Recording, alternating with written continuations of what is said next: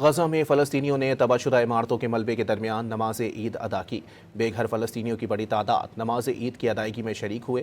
نماز کے دوران اور بعد میں لوگوں نے اپنے پیاروں کو یاد کرتے ہوئے غم کا اظہار کیا۔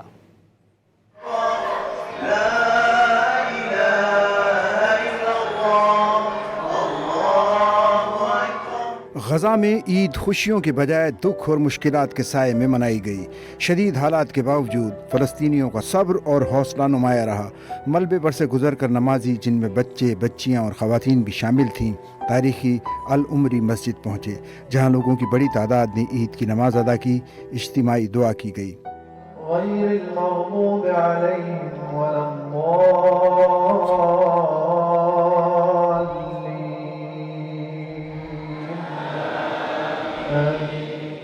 نماز عید کے بعد لوگوں نے ایک دوسرے کو عید کی مبارکباد دی۔ ایک فلسطینی خاتون نے مشکلات کا ذکر کیا اور آنے والے دنوں میں سب اچھا ہونے کی امید ظاہر کی۔ اتمنى انه ان شاء الله يعني تكون الايام افضل لاهل غزه اللي يعني مرت عليهم ايام صعبه، مرت علينا احنا ابتلاءات كثير، راحت بيوتنا واستشهدوا احبابنا۔ اپنے پیاروں کو کھونے والے غزہ شہر کے پرانے قبرستان پہنچے، دعائیں کی، رقت آمیز مناظر نظر آئے۔ ایک خاتون اسرائیلی بمباری سے شہید اپنے بیٹے کی قبر پر بیٹھ کر جذباتی انداز میں اس سے باتیں کرتی رہی۔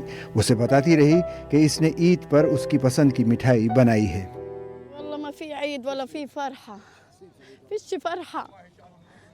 ابن البكر في فرحة يعني، والله ما في فرحة. كان عريس والله قبل لك كنت بدي اتجوزه. غزہ کی تباہ حال سڑک پر بچے روایتی جھولوں پر جھولا جھول کر عید کی خوشیاں مناتے رہے۔